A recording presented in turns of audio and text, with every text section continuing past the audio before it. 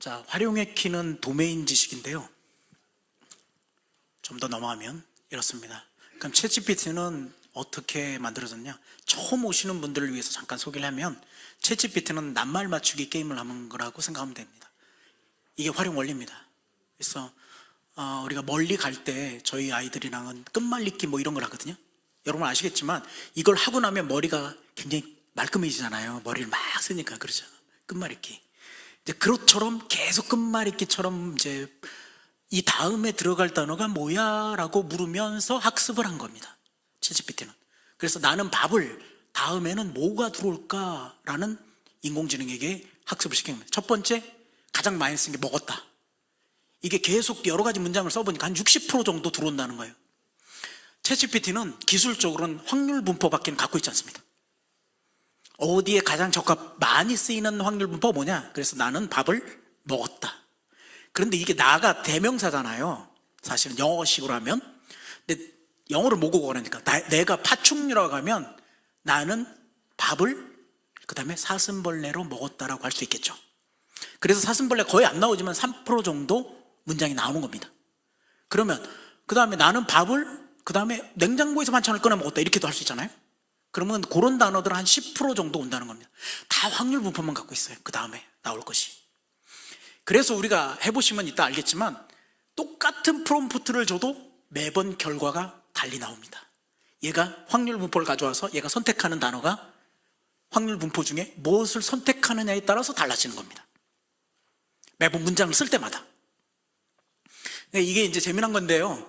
뭐냐면 처음에 챗GPT를 가리키는 강사님들이 이제 이 이미지 생성형 AI를 그림을 그린 거예요. 그리고 프롬프트 이거 해보세요 하고 줬는데 뒤에서 이렇게 질문을 낸 거예요. 강사님 내가 똑같이 넣어봤는데 그거 다른데요?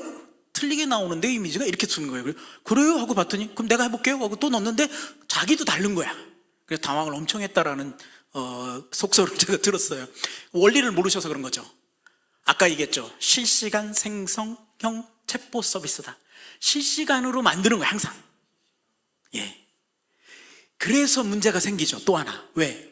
실시간으로 만들다 보니까 정확하게 표현해줘야 될 것들이 빠지는 경우가 생기는 거예요. 예를 들면 헌법. 그렇죠?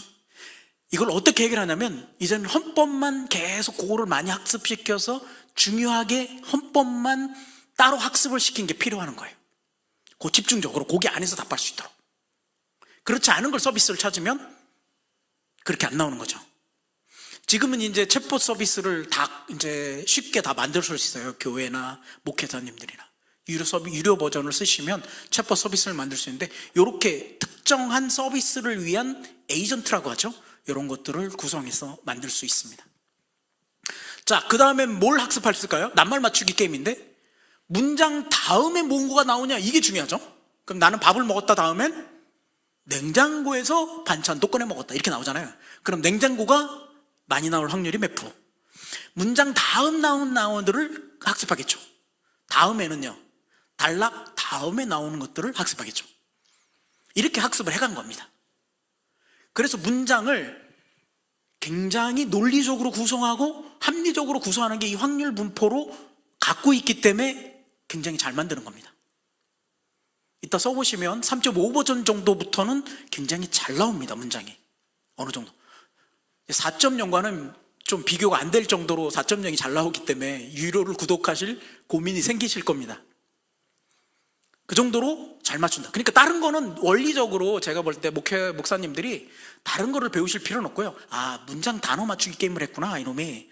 그 다음에 무슨 단어를 나오는 게 가장 좋구나. 그럼 이걸 어떻게 응용할 수 있어요? 제 책에 보시면 우리들이 어떤 문장을 쓰는데 뭐 예를 들면 기고의 글 있잖아요. 우리 가끔 주보에도 싣고 우리 목사들은 다 글을 쓰는 사람들이잖아요. 사실 주보에도 싣고 어떤 뭐 기사에게도 싣기도 하고 저 같은 경우는 기사에서 요청해서 쓰기도 하는데 이 글을 처음 쓰려고 할 때 이게 안 될 때가 있잖아요. 보통 1시간 2시간 생각해도 이젠 그럴 필요가 없어졌다는 거죠. 왜? 순서를 생각하지 않고 무조건 초보를 쓰는 겁니다. 초고를 막 써요. 그리고 나서 얘 보고 논리적으로 구성하라 그러면 굉장히 잘 구성합니다. 챗GPT 활용에 있어서 여러분 얘를 처음부터 생성해내는 거는 굉장히 좋은 방법이 아닙니다. 왜 그런가 하면 얘는 굉장히 많은 분야를 학습했어요. 뭘 써줘야 될지 잘 몰라요. 그래서 얘가 성능이 떨어진 게 아니고 어떤 부분을 정확하게 써줘야 될지 몰라요. 그래서 오늘 활용의 키의 핵심은 프롬프트인데, 프롬프트는 정확하게 그 세부적인 것을 맞춰주는 거에 초점이 있어요. 이게 어려운 거죠. 그렇기 때문에 매뉴얼을 써줄 수가 없어요, 오픈AI사에서. 왜? 의사가 쓰는 단어들이 틀리고, 의사가 막 갈겨 쓰잖아요. 우리 못 알아봐요. 근데 의사들끼리는 알죠, 자기들끼리는. 거기 쓰는 단어가 다르잖아요.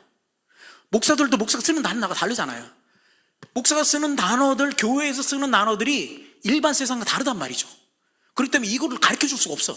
왜? 단어 학습을 썼기 때문에 거기에 맞는 단어를 우리가 써줄 때 비로소 좋은 결과를 주니까. 이해되시죠? 그래서 도메인 지식이 중요하다. 그럼 누가 잘 쓸 수 있어요? 전문가가 더 잘 쓸 수 있는 거예요.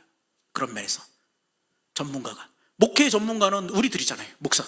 그러니까 목사들이 교회에서 있어서 가장 잘 쓸 수 있는 사람은 저는 목사라고 생각합니다. 그래서 잘 배우셔야 되겠고, 조금만 잘 쓰시면 이런 앞에 시간에 고민하고, 물론 기도하고 이런 부분 시간이 필요하죠. 글을 쓸 때 그 부분의 시간을 줄여줄 수 있다. 그걸 줄이면 더 중요한 일을 우리가 할 수 있겠죠. 그렇죠? 이런 부분에 응용해서 쓰시라는 겁니다. 좀 이따 좀 보여드리겠고요. 자, 3가지 정도. 그러면 당신이 얘기해서 과연 그러면 팩트를 어떻게 점검할 수 있느냐라고 물을 수 있잖아요. 이런 비슷한 종류로 한 3가지, 4가지 정도를 같이 써보면 압니다. 동일한 프롬프트를. 그러면 학습이 되어 있는 것들은, 다시 말해서 학습이 되었다라는 것은 인터넷에서 공용적으로 이게 글이 있는 겁니다. 이해되시죠? 그러나 인터넷에 있는 글이기 때문에 팩트가 틀릴 수 있다는 가정을 해야 돼요. 우리가 인터넷에서 검색할 때 이게 다 맞는 걸로 생각하지 않잖아요. 근데 참 신기해요. 인터넷에서 검색하는 거는 문제가 없다고 생각하는데, 인공지능이 써준 거는 거짓말을 한다고 얘기하는 거예요. 왜? 인터넷에 있는 걸 학습했는데 도구만 달라진 거거든요. 원리를 잘 모르셔서 그렇다. 똑같은 걸 가져와서 학습한 거죠. 그렇기 때문에 뭐다? 여러 가지를 비교해보면 좋겠다. 3가지를 비교하면 좋은데요, 이제는 생성형 AI라고 안 하고 리브랜딩을 합니다. 에이전트라고 해서 뭐 예를 들면 FBI 에이전트 하면 FBI 일을 하는 사람들이잖아요. 그런 것처럼 다시 리브랜딩 하기 시작했어요. 그러니까 챗GPT와 오픈AI사가 1등이고요 지금. 원래는 근데 원천 기술을 구글에서 갖고 있는 거예요.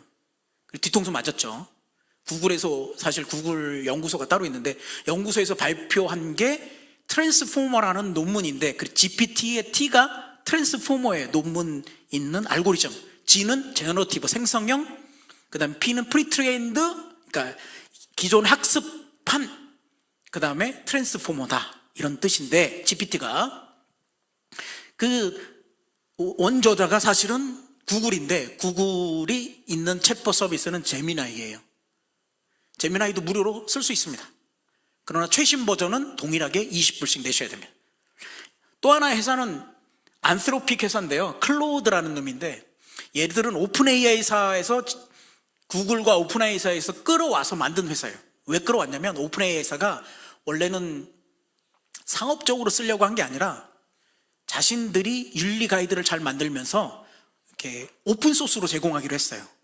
그러니까 다 소스를 이렇게 오픈하기로 했는데, 이게 약속이 지켜지지 않아서 몇몇 사람들이 뛰쳐나가서 이걸 만들었습니다. 안스로픽이라고.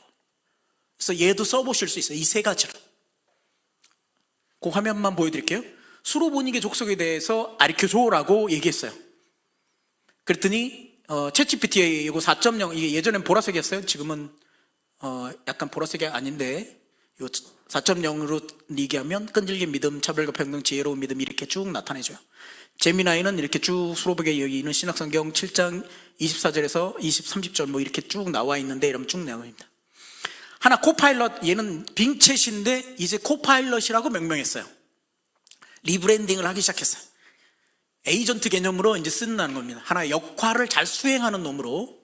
그래서 코파일럿인데, 코파일럿을 물으면, 코파일럿은 원래는 LLM 서비스가 아니에요. 챗봇 서비스가. 얘는 검색을 가져와서 그 결과를 보여줄 때 챗GPT를 활용해요. 이해되시겠어요? 무조건 검색된 내용을 바탕으로 뭔가를 만들어줘요.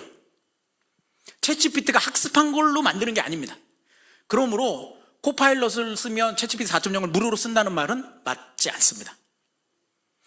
이거 말고 또 리튼 AI에서 쓴다 4.0을 제공해 준다고 해요. 그러나 예전에는 비슷했는데 지금은 리튼 AI도 API라고 해서 통신 규약을 갖고 와서 서비스를 받는 겁니다.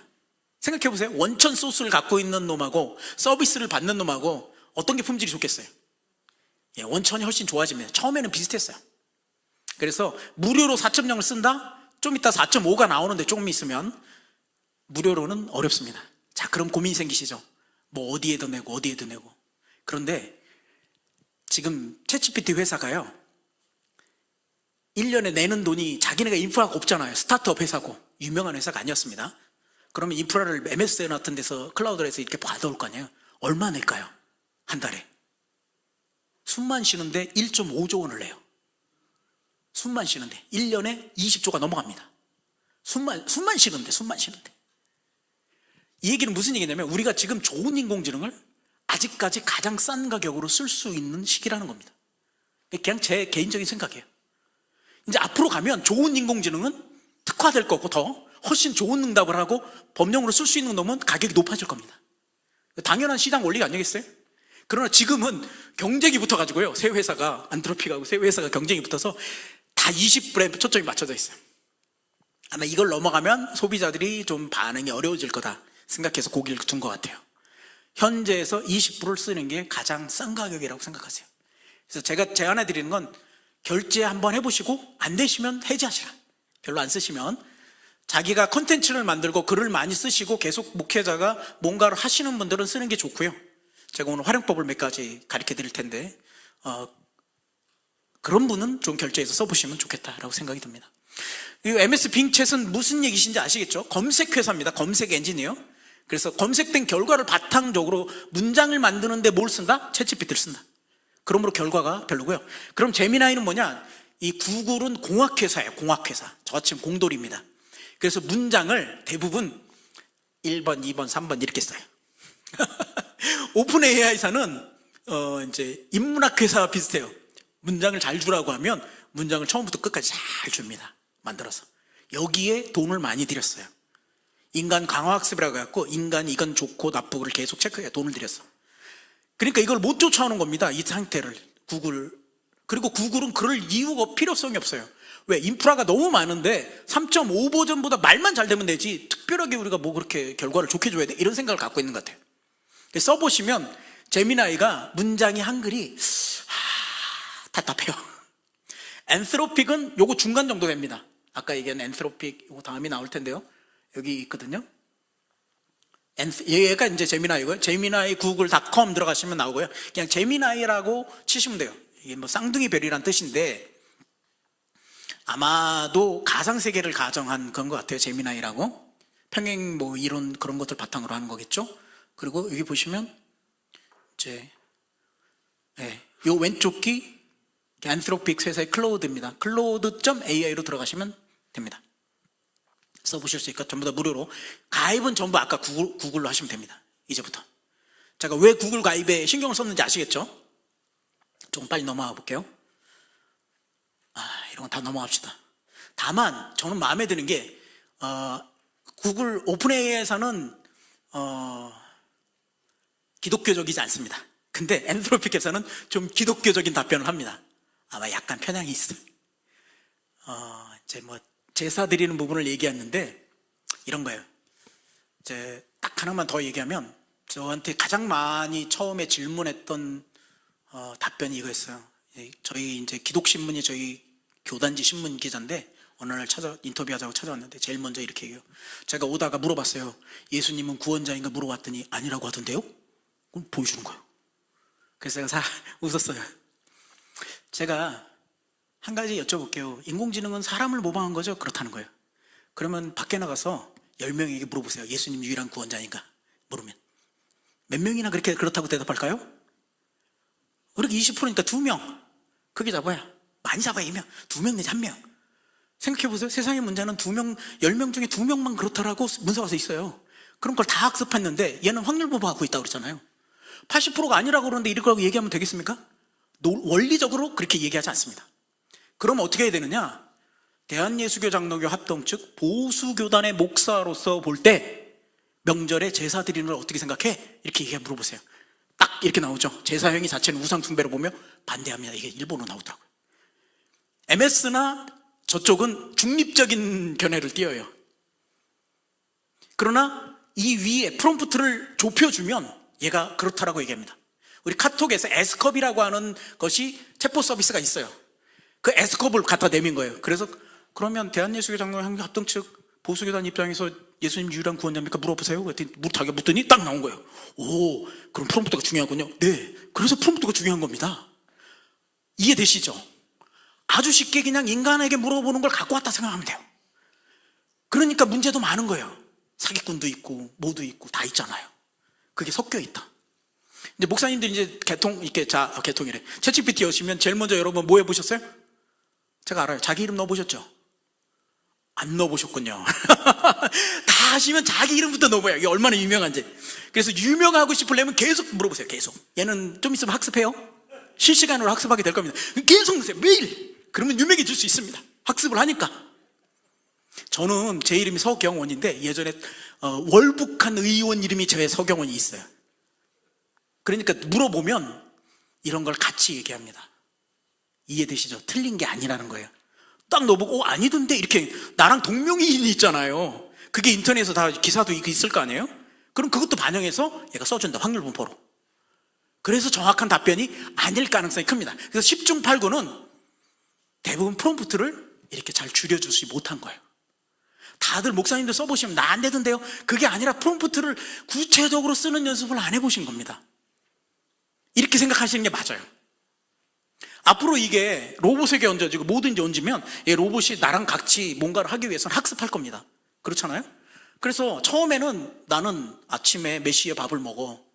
그리고 무슨 요일에 보통 청소를 하고 이런 것들을 계속 학습시켜야 돼요. 그래야 나의 마크만큼 움직일 거잖아요. 그리고 내가 출근할 땐 동선을 가리지 않도록 뭐 얘기하고 뭐 이런 거 있을 거 아니에요. 그런 구체적인 것들을 전부 뭐로 한다? 프롬프트로 한다. 다만 이제 글자로 안 하고 말로 하겠죠. 말로. 그러니까 이게 삶에 있어서 일상으로 들어온다는 게 결국은 프롬프트로 얘랑 커뮤니케이션 해야 되는 거예요. 프롬프트란 인공지능과 커뮤니케이션을 위한 도구예요. 이게 텍스트로가 됐던 말이 되었던 몸짓으로 하든지 너 주고 할 땐 이렇게 하는 거야. 너 주고 하지 말라는 얘기야. 이렇게 학습을 하든 모든 것은 다 프롬프트로 한다. 그러므로 프롬프트를 잘 사용하는 것이 앞으로 인공지능 시대의 중요한 핵심 원리다. 그런데 누가 잘 쓴다고요? 도메인 지식이 있는 사람이 잘 씁니다. 그럼 도메인 지식을 모르면 어떻게 하겠어요? 물어보면 되죠. 앞으로 5개의 직업을 갖는다고 그랬잖아요. 여러분 보통 대학 때 전문 학교까지 하면 최소 직업을 가려면 전문 학교는 다녀야 되잖아요. 최소 2년을 배워야 다른 걸 한단 말이에요. 그런데 이거 직업을 5번 바꾼다고요? 어떻게? 인공지능을 활용하지 않으면 배울 수가 없어요. 앞으로의 배움은 전부 인공지능과 할 겁니다. 그래서 도메인 영역이 중요한데 도메인 영역이라는 건 뭐냐면 특정 분야에 대한 전문적인 지식이나 지혜를 얘기해요. 요 단어를 잘 써주냐에 따라서 거기에 맞는 분포를 가져오는 겁니다. 예를 들어 이런 거죠. 우리가 예배 드리고 나서 이제 뒤에서 인사하면 뭐 권사님들이 오늘 은혜 많이 받았어요 이렇게 얘기하잖아요. 그렇죠? 그게 우리 무슨 뜻인지 알죠? 뭐라고 규정하기는 어렵지만 근데 새로운 사람이 이런 얘기를 들었어. 뭐라고 생각할까요? 복잡하겠죠 머리가? 은혜가 뭐지? 은혜가 고맙다는 얘기인가? 오늘 왜 설교를 들었는데 고맙다고 그러지? 뭐 이런 복잡한 생각이 들 거예요. 우리가 쓰는 도메인 언어기 때문에 그래요 그게. 그런데 그런 언어를 써줘야 뭐다? 우리가 쓰는 언어로 생성을 해준다. 실시간 생성 체포 서비스잖아요. 그러니까 그 확률 분포를 줄여주는 역할이 도메인 프롬프트라고 생각하시면 돼요. 그래서 설교자의 도메인을 나눠보면 이렇게 살릴 수 있어요. 설교와 목회 행정이 절반일 겁니다. 이거는 충분하게 효율과 효과 시간 전쟁이에요. 왜? 제가 설교 13번 했다고 그랬잖아요. 13번. 아마 여러분들도 그럴 겁니다. 미치는 거죠. 거기다 대신반 기간 가면 하루에 4번, 5번 하잖아요. 미치는 거죠. 거의 설교 기계잖아요. 근데 해야 되잖아. 그때 그러면 기도만 많이 하고 해야 될까요? 그리고 시간을 이렇게 꼭 많이 보내야 될까요? 준비하는데? 그렇지 않잖아요. 이 앞에 들어가는 시간, 설교와 저는 여러분 어떨지 모르겠지만 저는 토요일 새벽파예요. 주일 새벽파. 꼭 성령님이 주일 새벽에 임하셔. 이게 미치는 거예요. 저기 있는 공동대표님은 보통 수요일 날 임하셔. 그래서 얼마나 마음이 편한지 몰라. 항상 일찍 끝내셔. 그리고 나보고 막 전화를 하고 얘기를 하고 막 놀고 그래요. 저는 미치는 거지. 왜 주일 새벽에 임하시는데 이게 좀 기도를 해도 토요일만 임해도 괜찮겠는데 어쩔 때는 원고 들고 올라갔는데 다른 얘기를 하는 거죠. 이 미치는 거죠. 생각해 보세요. 그동안 이 전 시간을 너무 많이 보내는데 이걸 줄인다고 영성이 없는 걸까요? 굳이? 기도하는 시간 똑같으니까? 그렇지 않죠. 도구만 바꾼 거예요. 예전에는 첫 번째 뭐예요? 제가 전도사 때 뭐 했냐면 사전을 샀어요. 우리 집사람한테 욕먹으면서 하나의 그 영어 사전 커멘터리 하나 사면서 4만 원 5만 원인데 그걸 계속 샀어. 미쳤다고 그러죠. 그걸 계속 볼 거냐? 볼 거라고 그랬어. 그러더니 어느 순간 우리 거봐 안 본다고. 아니 중요한 거 거기 연관되어야지 보는 거지. 그게 매번 그걸 왜 봐요? 그쵸? 그 샀단 말이에요. 두 번째 2010년도 때쯤 되니까 뭐 했어요? 인터넷을 보기 시작했어요. 인터넷 막 나올 때 뭐라고 그랬냐면 목사가 인터넷을 한다고 얼마나 구박을 했는지 몰라요. 성도들도 뭐 거기서 얘를 찬다고 그러고 막 비난을 했어요. 목사가 영성이 없어진다 인터넷을 하면. 근데 지금 아무도 그렇게 얘기 안 하잖아요. 도구만 바뀐 건데 책에서 인터넷 다시 뭐 바뀌었어요? 인터넷에서 인공지능. 근데 인공지능을 한다니까 목사가 영성이 없고. 제가 대한민국 최초로 설교 세미나를 했어요. 설교 세미나도 아니야. 그거는 설교 활용 세미나였어요. 활용을 어떻게 하는가. 그랬더니 대본에 댓글이 막 다는 거예요. 어떻게 영성이 없는 짓을 이런 것을 하고 있느냐라고. 그래서 댓글을 제가 장문을 달았어요. 우리는 설교를 만드는 것을 원치 않습니다. 그래서 제가 저희 홈페이지 가면 가이드를 아예 만들었어. 저희는 설교를 만들지 않습니다. 설교 전 준비에서 효율적으로 중요한 거를 하기 위해 만듭니다. 그리고 설교 작업한 다음에 후 작업에 신경 씁니다. 여기에 제착이 있어요. 그래서 설교를 만드는 걸 보시려고 보시는 분들 실망합니다. 없어요. 그리고 설교를 해주지도 않아. 그랬더니 목사님 독일에서 막 그 아바타로 설교를 하던데요. 그거 3분짜리잖아요. 3분 설교 하시는 분 있어요 여기? 없죠. 대부분 30분에서 뭐 많게 하시는 분은 50분 하시잖아요. 그렇죠? 30분씩 못 만들어내요. 그리고 만들어내는 걸 써먹을 수 없어. 절대로. 또 안 되는 거 하나. 안 되는 건 아시는 게 중요해요. 예화 못 만들어내요.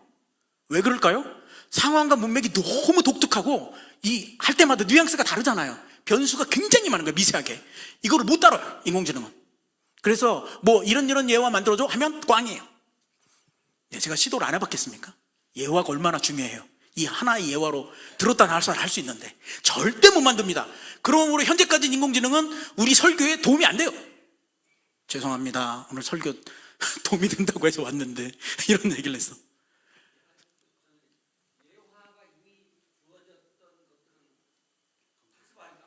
학습을 하는데요. 얘는 실시간으로 만들어내잖아요. 논리에 맞게 만들어내요. 대부분. 네, 논리에 맞게.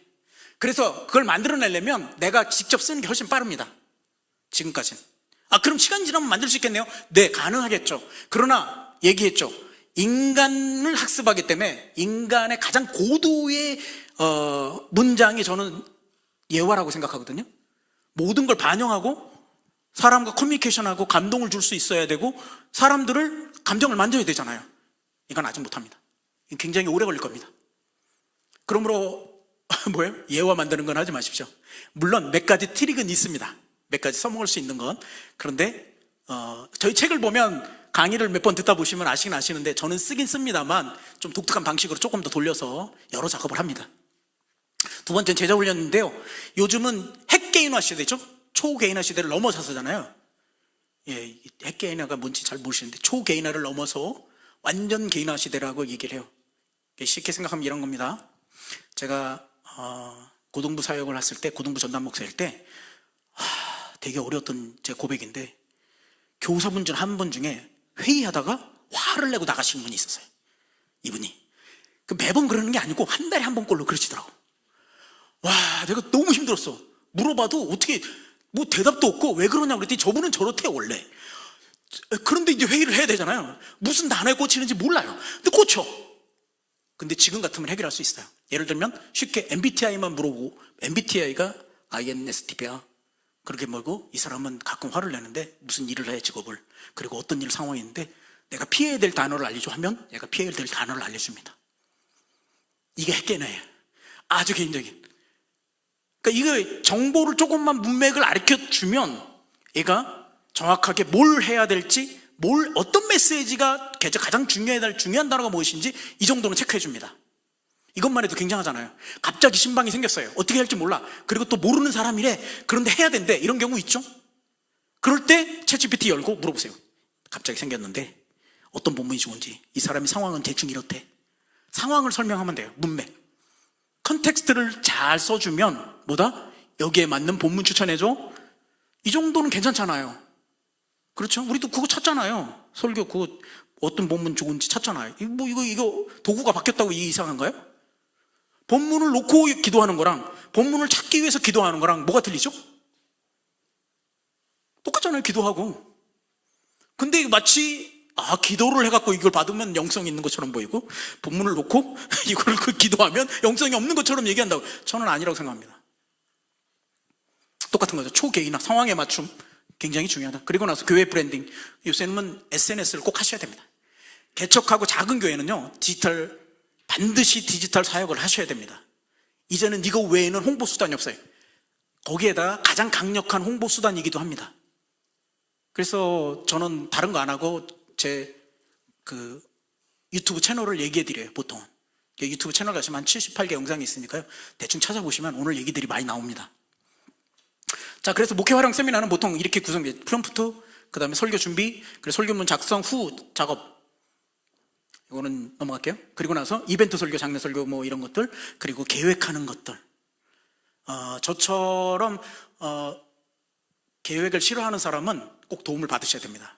아마 이 중에 30%는 그럴 겁니다. 목사님들 다 1년 계획하시나요? 다 안 하시죠, 설교 계획. 설교 비서가 있는 분은 같이 해줍니다. 뭐 2년치, 3년치도 하신다고 그러더라고요. 그런데 예를 들면요, 2년치, 3년치 계획을 다 할 수 있어요. 충분히 할 수 있습니다. 계획 정말 끝내줍니다. 그런 부분도 이제 하실 수 있고요. 오늘은 여기 보시면 이제 노트북 보시면 여기 밑에 어디다 입력하는 거예요? 묻는 분이 계시는데 여기다 밑에 끝에다 입력하는 게 프롬프트 입력란입니다. 네, 어디다 입력하시는지 알겠죠? 핸드폰은 뭐 아실 수 있으니까 넘어갈게요. 그래서 설교 부분을 할 때는 본문 설정이나 아이디어, 그리고 본문 분석하는 거, 그리고 설교 텍스트 개선하는 것, 그리고 설교 맞춤형, 아까 얘기했던 문맥을 넣고 맞춤형 설교, 그리고 설교 후속 작업, 이 정도로 설교 세미나를 합니다. 전문적으로 이 정도. 그러니까 설교를 잘 준비하는 거에 초점이 맞춰져 있지, 도구로서 얘가 설교를 뭘 하는지는 죄송합니다, 없습니다. 그러나 이따가 팁은 드릴 수 있을 겁니다. 좀 더 넘어갈게요. 요거는 무슨 얘기냐면 논어 옹야편에 있는 건데요. 지지자, 불려, 호지자, 호지자, 불려, 락지자. 아는 자는 좋아하는 만 못하고 좋아하는 자는 즐긴 자만 못하다. 제가 이걸 왜 갖고 왔냐면, 목사님들 계속 쓰세요. 배우시고 중단하지 마시고 오늘 귀한 시간 내서 오셨잖아요. 익숙할 때까지는 얘가 다 썰어요. 익숙하기 전까지는 꼭 즐기는 데까지 가지 않으셔도 되는데 익숙하셔야 돼요. 익숙하려면, 보통 사람과 익숙하려면 몇 시간 보내야 돼요? 최소 며칠은 같이 묵어야 되잖아요. 그러니까 최소 며칠은 같이 얘랑 묵고 뭘 하셔야 그거를 하실 수 있다. 챗봇 만들기 서비스는 넘어갈게요. 이런 걸 할 수 있다라고만 하고요. 앞으로는 전부 이 챗봇 만들기로 하는데, 이 챗봇이 굉장히 쉽게 만들 수 있어요. 데이터만 주면 됩니다. 데이터만 넣어주면 지가 알아서 챗봇을 만들어줍니다. 우리 교회 연여, 우리 교회에 대한 것들, 그리고 이제 봉사 뭐 이런 것들 쭉 넣고 이것을 물으면 대답해줘 하면 얘가 챗봇으로 만들어져요. 엄청 쉽죠? 예전에는 프로그램만 할 수 있는데 이제 쉽게 누구나 할 수 있는 시대가 됐습니다. 이거는 이제 제가 일반 채널, 여기 보시면 두세 달 18명이죠? 지금 970명 됐습니다. 구독은 안 해주시면 좋겠습니다. 좋아요만 부탁드리겠습니다. 자, 챗봇에 대한 다양한 예들인데요. 뭐 이런 게 있어요. 스티커 디전, 그러니까 에이전트라는 건 이런 거예요. 그냥 여기다 프롬프트를 넣으면 이거에 맞는 스티커만 만들어주는 거예요. 이게 에이전트란, 스티커 만드는 에이전트다, 이런 겁니다. 이해되시겠죠? 그래서 윈도우 11 화면에 나오는 것처럼 만들어줘 하면 스티커 이렇게만 넣으면, 물론 유료 버전만 됩니다. 네, 이렇게 만들어줍니다.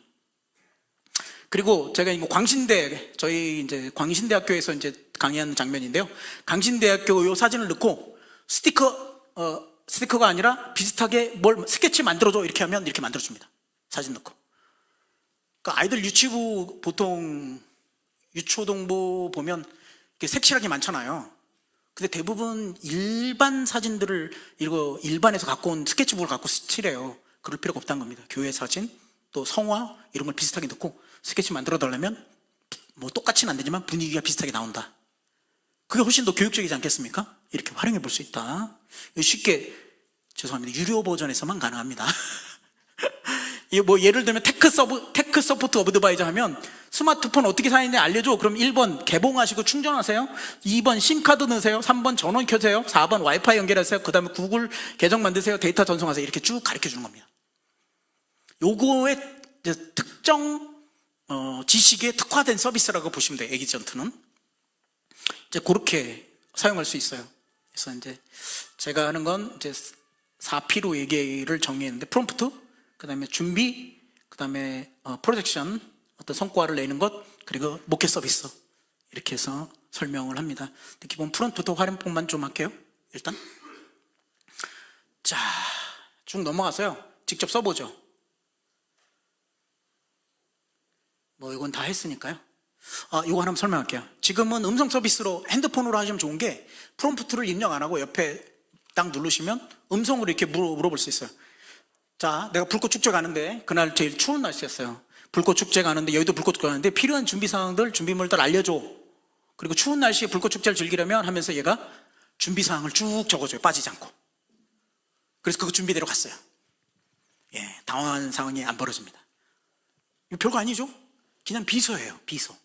그러니까 목회 비서 역할을 한다 생각하시면 돼요. 야, 이런 거죠. 목회 비서가 있으면 내가 추운데 가려고 하는데 네가 조사를 해봐가지고 필요한 거 물품 갖고 와. 이렇게 하는 거 똑같은 거예요. 근데 얘는 싸잖아요. 한 달에 26,000원 주면 그 역할을 해줘요. 목회 비서 둘려면 한 달 얼마 줘야 돼요? 예, 한 300만 원 줘야 되죠. 엄청 싼 겁니다. 저는 그렇게 생각합니다. 자, 뭐 여러 가지 것들 넘어가고요. 프롬프트. 자, 프롬프트 엔지니어링이라는 단어는 뭐냐면 그냥 프롬프트를 잘 조합해서 이거를 잘 실행하게끔 만드는 겁니다. 제 책에도 여러 가지 예제가 나오는데 이거를 막 하시려고 하시는 분이 있어요. 하지 마세요. 이건 프로그래밍에 가까운 거예요. 그렇게 보시면 돼요. 그래서 그냥 프롬프트를 잘 쓰면 좋겠다. 그럼 어떻게 하면 잘 쓰냐? 그냥 친구처럼 얘기하면 되겠습니다. 여기에 어떻게 쓰는지 몰라서 친구한테 묻고 싶은 걸 여기다 쓰면 돼요. 예를 들면 내 목사 친구한테 야, 나 오늘 이번 주에 몇 장 몇 절 설교하려고 하는데 네 생각은 여기에서 뭐가 있어? 뭐 이렇게 물으면 돼요. 쉽게. 이게 뭐로 물어봐야 할지 몰라요. 기계라서 처음 하시면. 그래서 친구처럼 얘기하면 좋겠다. 프롬프트 엔지니어링은 이걸 절차를 만드는 겁니다. 이렇게 그렇게 하면 생각하면 좋겠고요. 넘어가 볼게요. 요거 하나 더 얘기해야겠네요. 여기 보시면 챗GPT에 보시면 왼쪽에 이렇게 쭉 나온 게 있어요. 이게 하나가 하나의 대화를 저장한 곳이에요. 단기 기억이죠. 근데 뭘 기억한다고요? 문맥을 기억한다고 그랬잖아요.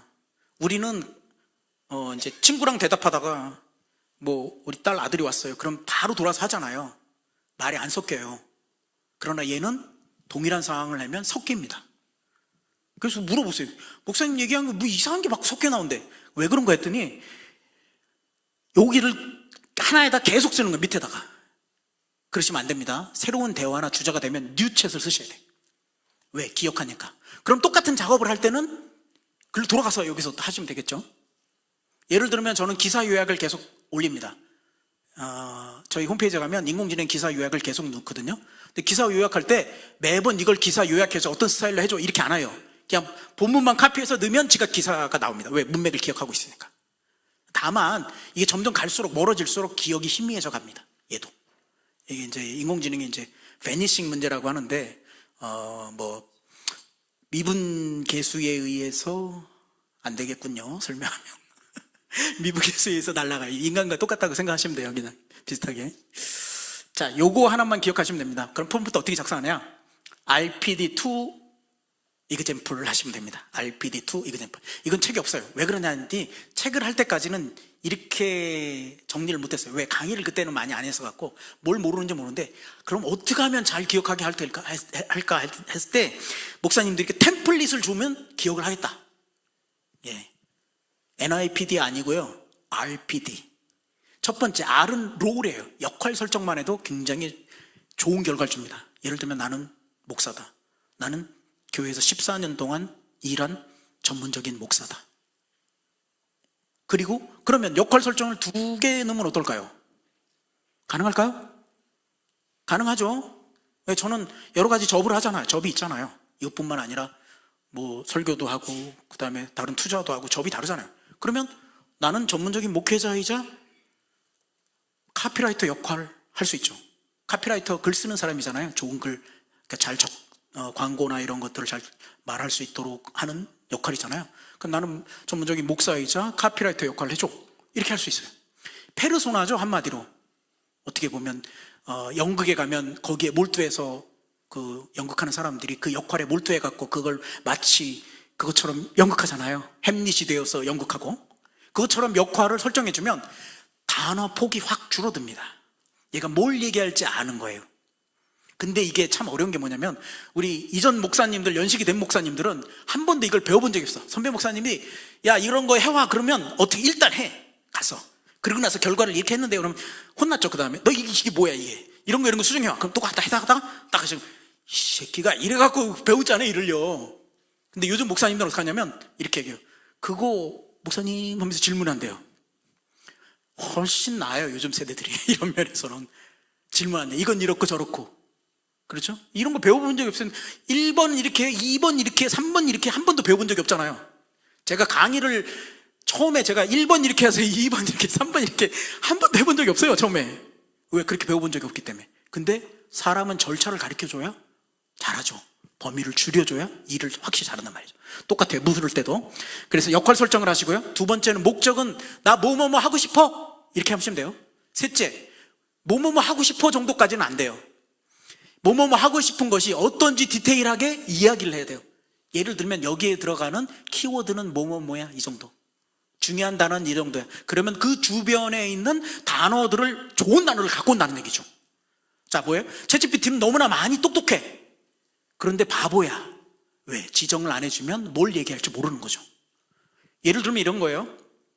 제가 교수님께 가는데 교수님은 뭘 묻기 전에는 몇 마디 안 해줍니다. 보통 그렇죠? 질문을 많이 자세히 한 사람한테 많이 얘기해 주잖아요.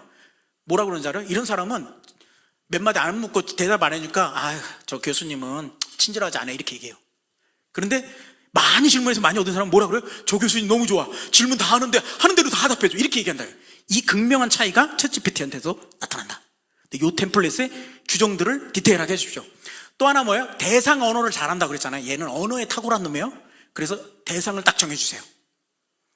대상을 정한다는 건 이런 거예요. 대상 상황이나 그 사람 성격을 얘기해 주면 되는 겁니다.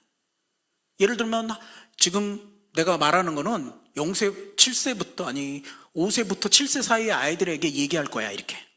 나이를 적어주는 게 좋아요. 그러면 5세부터 7세 유초등부를 사역을 하시는 분 알아요. 뭐 이런 아까 같이 정의란 이런 거 없어요. 그런 거 얘기하면 안 되죠. 애들 못 알아먹잖아요. 개념 설명 안 돼. 그리고 아이들 상황에서 설명해야 되잖아요. 구체적 이야기로 그렇게 만들어줘요. 그래서 뭐 되게 어려운 게 있잖아요, 여러분. 이론이나 여러 가지 것들을 물어볼 때 챗GPT한테 물어보고 나서 초등학생도 이해할 정도로 쉽게 얘기해줘봐, 이렇게 얘기해요. 기가 막히게 설명해 줍니다. 여러분 확률분포 잘 아시죠? 네, 이런 얘기하면 다 이제 또 맛이 가는데 여러분, 우리 대한민국 영토가 몇 제곱미터예요? 관심이 없으시군요. 10만 제곱미터입니다. 10만 제곱미터. 예, 10만 제곱미터. 그거 어떻게 돼요? 이렇게 묻잖아요. 그러면 야, 대한민국 영토 몇 제곱미터 물으면 대충 나와요. 그럼 이거를 여기에 활용된 이론을 얘기해줘봐 하면 통계에서 이렇게 활용되고 쫙 나와요. 기가 막힙니다. 제가 통계를 다시 배웠어요, 얘한테. 예, 그거 어떻게 하는 거냐면 얘를 점을 찍어요. 아무데나 막 이렇게 거놓고 점을 찍어요. 못 찍을 만큼 많이. 그리고 그 점 찍은 것과 점이 안 나오는 것과 얘를 분리해서 확률을 만듭니다. 그러면 사각형 네모 점 하나가 몇 개 들어갔는지를 카운트하면 10만 제곱미터 딱 나옵니다. 쉽죠? 이렇게 설명하는 게 얘가 잘 설명해 주는 거예요. 어려운 걸 물을 때 쓰시라. 타겟. 아웃풋은 뭐냐면 출력 양식을 저장했어. 예를 들면 이전에는 검색한 다음에 뭐를 했어요? 내가 그 아이디어를 가져와서 다시 정리하죠. 그리고 글머리표를 찍든지 표로 만들죠. 그렇죠? 근데 얘는 표로 만들어주면 표로 다 만들어줍니다. 그냥 자체로. 글머리표로 써줘 하면 글머리표로 써줘요. 아주 쉽게. 예를 들면 이런 겁니다. 이게 이제 마침 4월이 돼서 제가 또 이걸 갖고 왔는데, 카피라이터 역할을 지정한 겁니다. 이제부터 전문적인 또는 뭐 이런 단어가 좋아요. 전문적인, 세부적인 뭐 이런 단어가 좋아요. 카피라이터 역할을 써줘. 이렇게 얘기하면 역할 지정이죠. 그리고 오늘은 날씨가 좋는데 그걸 글로 담고 싶어. 이게 purpose, 목적. RP. D는 뭐냐면 그냥 날씨 마음 담는 글 써줘 하면 별로 없어요. 근데 어떤 걸 쓰려고 하냐면 아직은 바람이 차가워, 봄바람이. 그런데 맑은 날씨가 활력을 준다, 이런 개념, 느낌으로 써줘. 이런 거예요. 이런 느낌으로 좀 더 구체적으로 써줘. 활짝 핀 것처럼 봄 기운도 내 마음을 환하게 해주네요. 이런 것처럼, 벚꽃처럼. 그래서 쓰고 TO인데 요거는 뭐 순서는 상관없어요. RPD2인데 그냥 들어가기만 하면 돼요. 템플릿이니까. 이해되시죠? 뭐 순서대로 쓰는 건 아닙니다. 섞여도 상관없어요. O는 뭐냐면 이 내용을 광고 카피처럼 써주는데 윤동주의 봄이라는 시를 참고해서 생기 있게 작성해줘. 참고 자료를 주든지 하면 됩니다. 아웃풋 형식을 지정해 준 거예요. 예를 들면 이런 거죠. 문장의 톤을 밝게 해줘. 괜찮죠? 어떤 단어를 쓰면 밝잖아. 이런 걸 이해해요. 문장 톤을 공식적으로 써줘. 이렇게. 우리가 나갈 때, 제가 수석 부목사 할 때 이게 중요했거든요. 이 성도들한테 나가는 공문은 아가 틀리잖아요. 이름 틀리면 쥐약이잖아요. 어떻게 당신이 나를 모르느냐 이렇게 되잖아요. 근데 모를 수도 있지. 근데 틀리면 안 되잖아요. 뭐 그건 할 수 없어요. 얘가 이름은 모르니까. 이름은 내가 잘 써야 되고 공식적인 톤으로 써줘. 이런 거. 트렌디하게 써줘. 이런 게 좋아요. 트렌디하게 써주면 꼭 이모티콘을 붙여요. 요즘 트렌드는 이모티콘을 넣는 거예요. 이모티콘을 넣어요. 그렇게 해서 이제 썼더니 뭐라 그러냐면 자연과 함께 시작한 지금 이 봄에 도전하세요. 제목을 이렇게 줬어요. 얘가 벚꽃이 피는 이 계절, 윤동주 시인이 그리워했던 봄을 떠올려 보세요. 봄날의 손길은 참 따뜻다는 시의 말처럼. 이거는 없어요. 윤동주의 시임을 몰라요. 봄을. 근데 시가 아는 것처럼 쓰는 거예요. 제가 팩트. 근데 이게 지금 이 글은 팩트가 중요하지 않잖아요. 그러니까 그냥 놔둔 거예요. 물어보면 모른다고 그래요. 이해되시죠? 뭔 얘기인지 아까 원래 설명했으니까. 봄날의 손길은 참 따뜻했다는 시의 말처럼 봄날의 태양과 바람, 꽃들의 손길이 따뜻하게 당신을 감싸줄 거예요. 초록빛 산책로를 걸으며 청량한 공기를 마시며 우리는 봄의 기운을 잔뜩 느낄 수 있습니다. 윤동주 시인처럼 나무 그늘에 의지하여 잠시 쉬어가며, 이거 없는 겁니다. 우리도 자연의 품에서 힐링할 수 있습니다. 봄은 새로운 시작의 계절입니다. 그동안 미뤄왔던 일들을 하나씩 시작해보는 건 어떨까요? 지금 봄날의 따뜻한 손길과 함께 우리는 더 많은 가능성을 가질 수 있습니다. 어떠세요? 괜찮죠? 무난하잖아요. 외부로 나가는 글을 쓸 때, 전도지를 쓸 때 너무 이렇게 들 필요 없고 이 정도 수준이면 되잖아요. 이런 거에 활용하시라는 얘기입니다. 생각보다 괜찮게 주죠. 20불만 드리시면 됩니다. 20불만. 자, 이제 해보는 겁니다. 제가 단체 카톡에다 이걸 날려드릴 겁니다. 카카오톡은 다 쓰실 줄 알죠? 설마 혹시 안 되시는 분은 손을 드십시오. 그것도 도와드리겠습니다. 모르는 건 창피한 게 아니에요. 모르는데 아는 척 하는 게 창피한 겁니다. 목사님들, 예, 괜찮습니다. 제가 이거를 카피를 했어요. 카카오톡에다가 올려드리겠습니다. 단체 카톡방에다. 그럼 어떻게 하시냐면, 단체, 이제 핸드폰으로 하시잖아요. 꾹 눌렀다 떼면 복사가 떱니다. 여기에서, 예, 로그인을 하고요. 자, 복사해서 넣으면 되는데요. 뭐가 많죠? 네. 자, 여기 안 들어오신 분 혹시 없으시죠? 단체 채팅방. 안 들어오신 분이 있다면 손을 들어서 표해 주십시오. 예, 저기 두 분 계시네요. 유 목사님, 오픈 채팅방 미래목회전략연구소 검색해서, 아니면 여기 아까 광고지 뒤에 찍어서 들어오실 수 있도록 좀 두세 분 뒤에 들어오셨나 봐요. 자, 이렇게 제가 올려드릴 테니까 요거를 손으로 꾹 눌렀다 떼세요. 그럼 복사가 나와요. 꾹 눌렀다 떼세요. 복사가 나와요. 그럼 복사하시면 돼요. 여기를 꾹 눌렀다 떼시면 복사가 나와요. 복사를 하시고 다시 챗GPT로 들어가세요. 챗GPT 어디 깔으셨을까요? 여기 있죠? 여기다가 다시 꾹 누르셨다가 놓으세요. 그럼 붙여넣기가 있어요.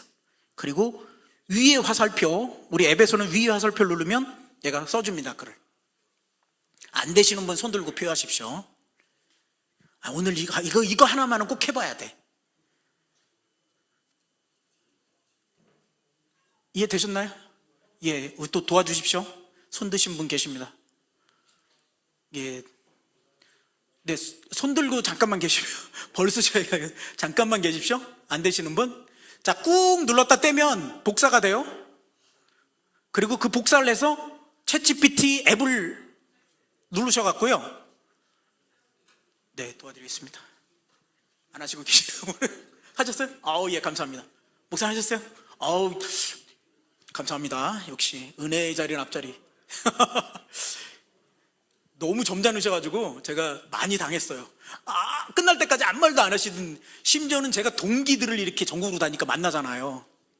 저희 때는 800명이 공부를 했어요. 무식하게 너무 많죠. 저희 교단에서 800명이 한 동기예요. 그러니까 웬만하면 세미나 가면 있어요. 몇 명씩. 심지어는 동기인데 끝날 때까지 이걸 안 해보신 거야. 와, 배신감이 얼마나 느껴지는지. 그리고 나서 인사하더라고.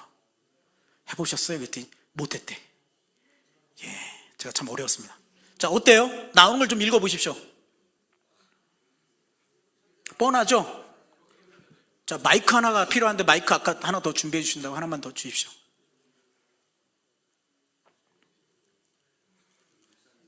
네. 세 번째 세트. 네네. 그러니까 제가 굉장히 부담스러워요. 최씨 형제분 두 분 목사님이 벌써 다녀가셨다고 그래가지고 굉장히 부담스러워요. 근데 또 저는 저 나름대로 저는 목회를 오래 했으니까 여러분 도움이 될 겁니다. 자, 마이크 하나만 주시고요.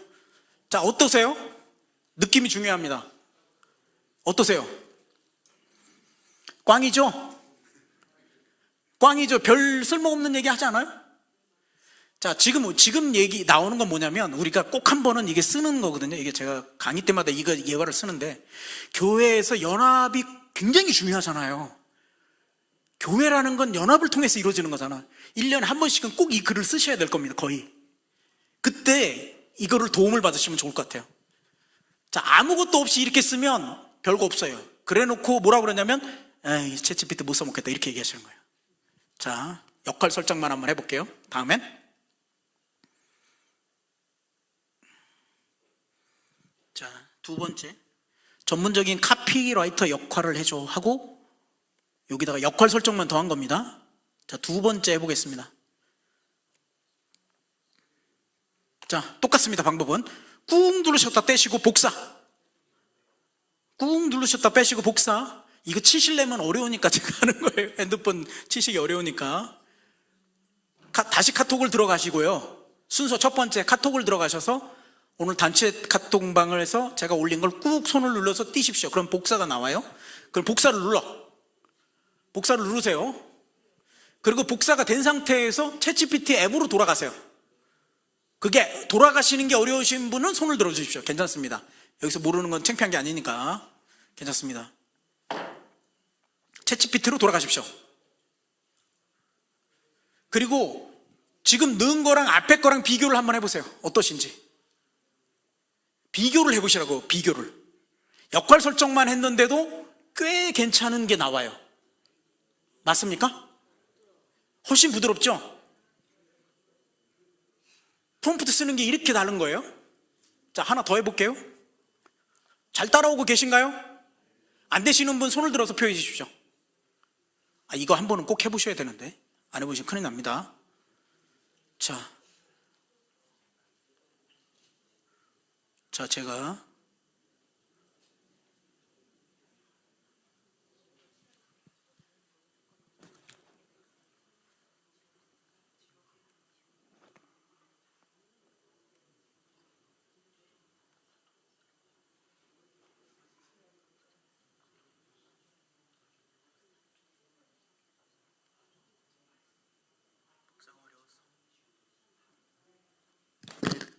복사가 어려워서 제가 따로 가져와 봤습니다. 자, 이번에는 조금 더 긴 겁니다. 디테일하게까지 나온 겁니다. 요거를 꾹 다시 카톡으로 넘어가셔서 꾹 눌러서 복사, 그리고 다시 챗GPT 앱으로 돌아가셔서, 이 앱으로 돌아가는 걸 모르시면 손을 들어 주십시오. 제가 많은 걸 당해봤습니다, 목사님들. 점잖게 가만 계시면 안 됩니다. 자, 챗GPT로 넘어가서 놓고 다시 꾹 눌렀다 떼면 붙여넣기가 있어요. 붙여넣기. 자, 붙여넣으세요. 그리고 위에 거랑 비교해 보십시오.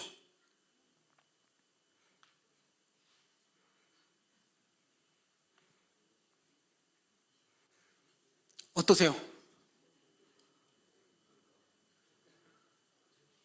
마음에 드시는 분 손 한번 들어보십시오. 글 마음에 드세요? 자, 조금만 읽어봐 주십시오. 목사님 잠깐 마이크. 3번 마이크입니다. 하나님의 사랑. 자, 들어봐 주세요. 하나님의 사랑은 우리를 하나로 이어주는 끈입니다. 각각의 개인은 소중하고 독특하지만 우리가 함께 모여 하나가 되면 그 빛은 더욱 환하게 빛납니다. 교회의 납은 이 빛을 퍼뜨리는 곳입니다. 우리는 각자의 손을 맞잡고 서로를 지지하며 하나님의 사명을 위해 함께 나아갑니다. 도정환 시인의 말처럼 각자가 중요하되 더 중요한 건 우리 모두가 함께하는 것입니다. 우리의 연합은 하나님의 사랑을 세상에 더욱 다가가게 합니다. 함께 우리의 빛을 퍼뜨리는 여정에 참여해 보세요. 네, 괜찮죠? 좋습니다. 네, 괜찮죠? 또 괜찮은 분, 나는 다르게 나왔는데 좀 괜찮은 것 같다. 손 한번 들어보십시오. 없습니까? 네, 그 앞에 목사님 한번 읽어봐 주세요. 예, 제목은 하나님의 나무 우리 모두의 그늘. 남들은 우리를 보고 나무라고 부를지 몰라도 우리는 서로가 나무라는 것을 잘 알고 있습니다. 하나의 나무가 됨으로써 우리는 서로의 가지를 통해 하나님의 빛을 받고 함께 더 높이 자라날 수 있습니다. 각자의 가지는 아름다움의 소중한 조각이지만 그 속에서도 우리는 함께 더 큰 아름다움을 이루어가는 것을 알아야 합니다. 도종환의 시 담쟁이가 이렇게 말했습니다. 한 사람 한 사람이 담쟁이 같은데도 불구하고 담쟁이들이 만나면 세상이 달라진다. 그것이 바로 우리의 연합이 가지는 힘이며 그 연합이 세상을 변화시키는 힘이라고 믿습니다. 네, 감사합니다. 괜찮죠? 여러분 어떠세요? 각자가 이게 다른 이유는 뭐죠? 아까 제가 원리 설명했죠. 실시간 생성형 챗봇 서비스다. 매번 분포를 다르게 갖고 옵니다. 똑같이 넣어도. 그래서 이게 개념이 안 서는 거예요. 이전까지는 검색해서 똑같은 걸 검색해서 가져왔는데 얘가 왜 다른 얘기를 하냐? 이렇게 된 거죠. 근데 얘는 말이 되게 하는데, 목사님 생각해 보세요. 1부, 2부, 3부 예배를 들었는데 그 목사님들 원고 설교 안 하시는 분들은 매번 1부와 2부와 3부와 쓰는 단어가 달라요. 그렇죠? 왜? 실시간으로 생성해서 만들기 때문에. 그게 왜 그렇게 됩니까? 물어보면 알아요? 몰라요? 몰라요. 얘들이 두려워하는 게 그거예요. 왜 그렇게 나오는지 몰라요. 지금 만든 사람들도 몰라요. 그냥 왜 그러냐면 이렇게 생각하면 돼. 인간을 모방한 거라고 그랬잖아요. 근데 인간 뇌에서 어떻게 얘기하고 어느 부분이 활성화되는 정도는 알아요. 그런데 어떻게 얘기하고 내가 어떻게 무슨 말을 해야지 이렇게 해갖고 나오는 게 아니라고요. 우리가 기존에 학습된 걸 가지고 그냥 단어를 만들어서 지금 막 내는 거예요. 제가 같은 강의를 하지만 매번 똑같지 않아요. 상황과 문맥이 다르니까. 그렇죠? 마찬가지예요. 인간을 모방했기 때문에 인간을 모방한 것처럼 다르게 얘기합니다. 매번 똑같이 해도 꽝인 분도 있을 거예요. 전혀 다르게. 웬만하면 비슷하지만 디테일이 다르다. 왜? 그때 어떤 단어 중심으로 갖고 올지 몰라서 그래요. 항상 분포 안에 정규 분포라고 하죠. 우리가 통계로 얘기하면 그 안에서 단어를 선택해 와요. 그런데 제가 하나 더 이거 읽어볼게요. 뒤에가 있나? 답이 없군요. 제가 읽어볼게요. 얘가 담쟁이 시를 알까요? 모를까요? 몰라요. 뻥친 거예요. 아는 것처럼. 그럼 어떻게 하면 좋냐? 자, 요거를 하나 더 넣을게요. 이렇게 위에다가 아예 담쟁이 시를 줘요. 담쟁이 시를 줘서 이렇게 복사해온 거예요. 담쟁이 시를. 그리고 나서 똑같은 프롬프트를 밑에다 날렸어요. 교회 연합의 중요성에 대해서 마음 담는 글과 또 위에 프롬프트가 똑같아요. 그런데 요거를 다시 카톡에서 꾹 눌러서 복사, 챗GPT로 돌아가서 붙여넣기. 요걸 해보세요.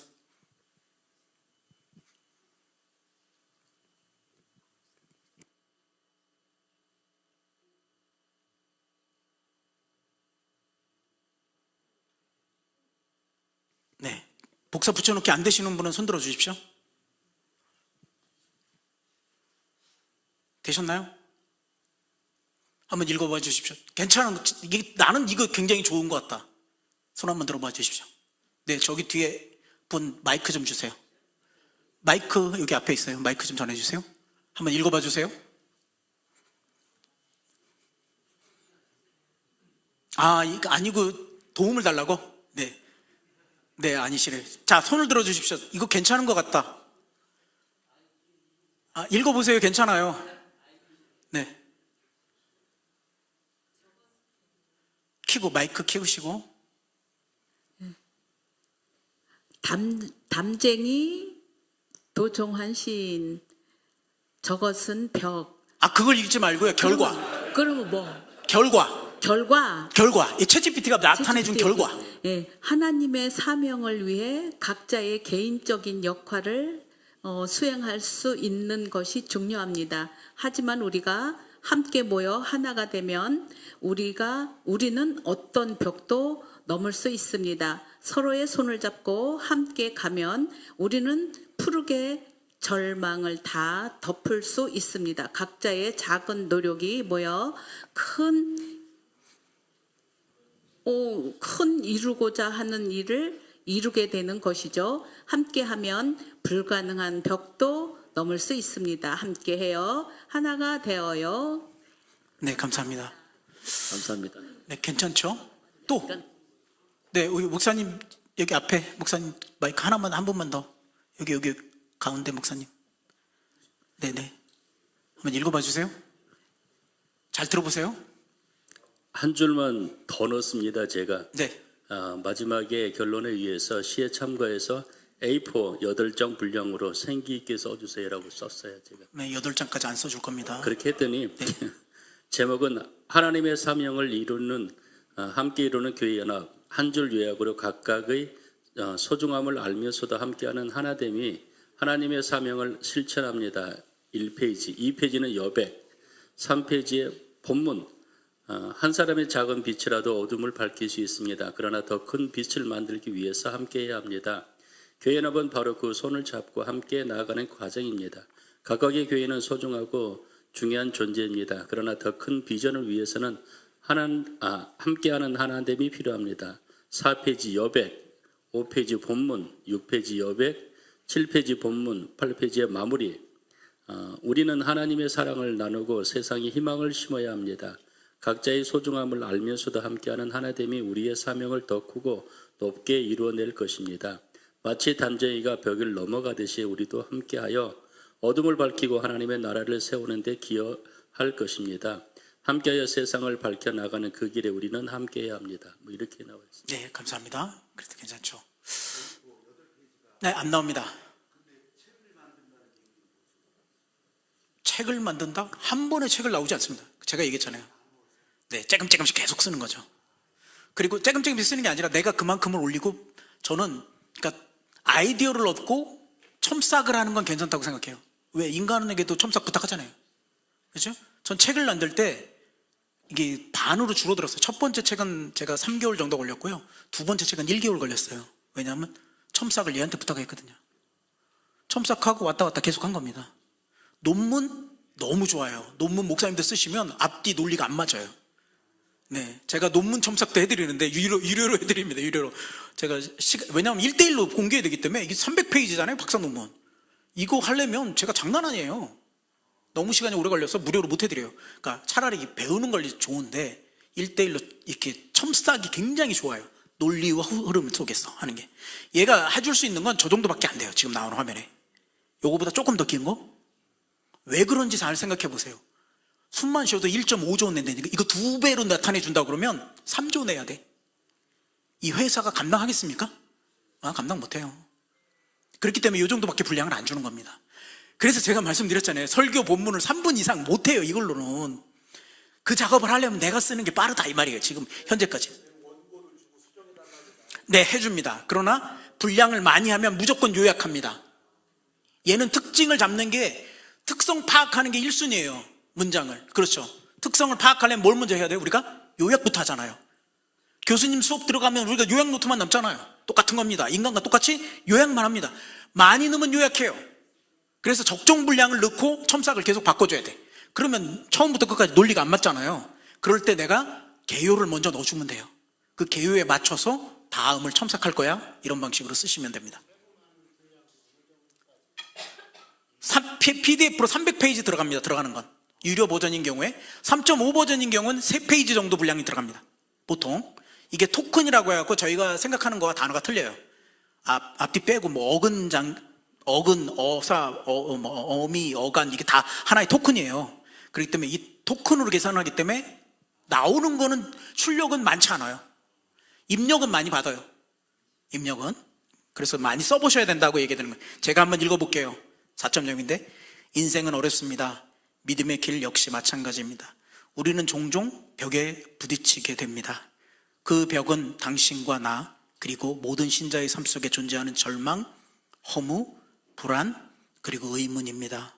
이러한 벽 앞에서 우리는 자주 압도되거나 힘을 잃곤 합니다. 그러나 도종환 시인이 말했듯이 담쟁이는 말없이 그 벽을 오릅니다. 개인적인 믿음도 중요하지만 때로는 그것만으로는 충분하지 않을 때가 있습니다.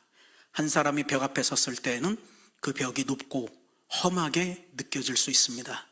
그러나 우리가 서로 손을 잡고 하나가 되면 그 벽조차 넘을 수 있습니다. 한 뼘이라도 꼭 여럿이 함께 손을 잡고 올라간다. 담쟁이처럼 교회 연합은 하나님의 사명을 위해 더 큰 역할을 합니다. 절망이라는 벽을 함께 오르고 그 절망을 푸르게 덮을 때까지 잡고 놓지 않습니다. 따라서 이제는 서로의 손을 꼭 잡고 그 벽을 넘어가기 위해 함께 나아갑시다. 담쟁이 하나는 담쟁이 잎 수천 개를 이끌고 결국 그 벽을 넘는다. 함께라면 우리도 그 벽을 넘을 수 있습니다.